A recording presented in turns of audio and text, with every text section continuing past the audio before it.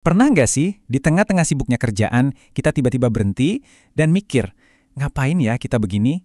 Kenapa hidup kita rasanya diatur banget sama rutinitas kerja dari pagi sampai sore? Nah, dalam penelusuran singkat kali ini, kita akan coba mundur ribuan tahun ke belakang buat ngerti gimana ceritanya kita bisa sampai di titik ini. Oke, kita mulai dari sini. Di tahun 1930, ada seorang ekonom yang super cerdas, namanya John Maynard Keynes. Dia punya prediksi yang, optimis banget. Dia percaya, berkat teknologi yang makin canggih, generasi cucunya nanti cuma perlu kerja beberapa jam aja dalam seminggu. Masalah ekonomi, alias perjuangan buat bertahan hidup, bakal selesai. Dan ternyata, Keynes itu setengah bener loh. Produktivitas kita emang meroket gila-gilaan. Kita bisa menghasilkan jauh lebih banyak dengan usaha yang lebih sedikit dibanding kapanpun dalam sejarah. Tapi, coba deh perhatian grafik ini.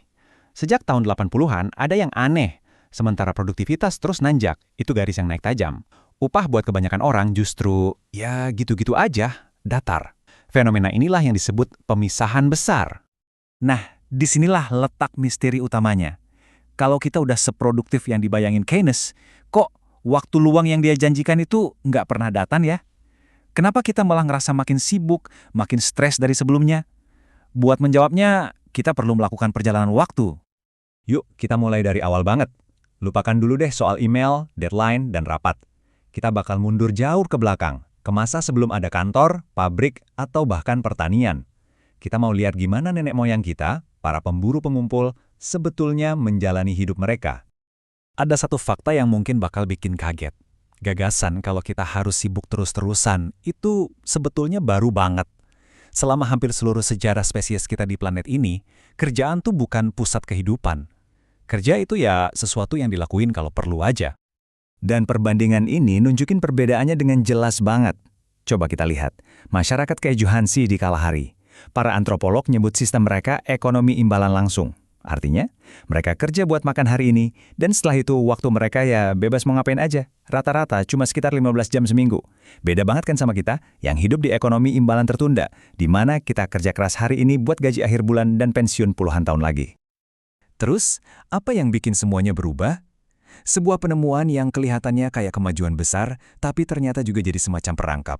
Jawabannya, pertanian. Jadi, alurnya gini, pertanian itu bikin ada makanan sisa atau surplus. Nah, karena ada surplus, makanan ini harus dijaga dong, disimpan. Ini butuh sistem pertahanan dan penyimpanan. Dari situ muncullah hierarki sosial, ada tentara buat melindungi, pemuka agama buat berdoa, dan raja buat ngatur semuanya. Tiba-tiba, sebagian besar orang jadi terikat sama kerja keras di ladang buat menopang struktur baru ini. Jebakannya sudah terpasang. Oke, sekarang kita lompat ke era berikutnya. Pertanian udah membangun sistem kerja keras, tapi sistem doang nggak cukup. Perlu ada semacam ideologinya, sesuatu yang bikin orang percaya kalau kerja keras itu adalah hal yang baik dan benar. Disinilah etos kerja industri lahir. Tokoh-tokoh kayak Benjamin Franklin inilah yang jadi influencernya. Mereka mengubah cara pandang kita. Bekerja bukan lagi sekedar buat nyari makan, tapi jadi sebuah kebajikan moral. Tiba-tiba, jadi orang sibuk itu keren. Kalau males, wah itu dianggap dosa. Etos kerja pun lahir. Tapi, cuma moral aja nggak cukup. Ada kekuatan lain yang lebih kuat. Coba kita lihat kasus menarik dari pabrik Kellogg's. Di tahun 30-an, mereka sukses loh menerapkan jam kerja 30 jam seminggu. Karyawannya lebih bahagia, produktivitas tetap oke. Anehnya, di tahun 50-an, para pekerjanya sendiri yang milih buat balik kerja lebih lama. Loh, kok bisa? Ternyata mereka pengen lebih banyak duit buat beli semua barang baru yang iklannya ada di mana-mana. Nah, ini dia potongan puzzle terakhir dari era ini.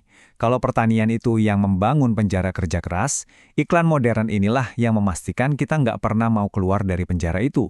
Para pengiklan jadi ahli dalam pabrikasi hasrat, mengubah apa yang kita mau jadi seolah-olah sesuatu yang kita butuh, dan akhirnya mendorong kita buat terus kerja demi lebih banyak barang. Dan sampailah kita di hari ini, kita terjebak dalam sistem kuno dari pertanian dan didorong oleh ideologi modern konsumerisme. Jadi pertanyaannya sekarang, sebetulnya kita ini kerja buat apa sih? Seorang antropolog, David Graeber, punya istilah yang cukup provokatif buat ini, pekerjaan omong kosong. Menurut dia, banyak banget pekerjaan modern itu sebetulnya ya nggak ada gunanya. Cuma ada buat bikin kita kelihatan sibuk, ngisi laporan, ikut rapat yang nggak jelas, bahkan pekerjanya sendiri merasa kalau pekerjaan mereka itu nggak penting. Dan ini bukan cuma teori loh, datanya mendukung. Menurut survei global Gallup, cuma 15% karyawan di seluruh dunia yang merasa benar-benar nyambung sama pekerjaannya. Sebagian besar ya sekedar menjalani aja, dan sebagian lagi bahkan secara aktif nggak suka sama kerjaan mereka. Ini adalah krisis makna yang terjadi diam-diam di mana-mana. Jadi, inilah jawabannya. Kita kerja sekeras ini karena kita hidup di dalam sistem yang dirancang ribuan tahun lalu buat masyarakat agraris, yang kemudian diperkuat sama ideologi yang diciptakan seabad lalu buat jualan lebih banyak produk.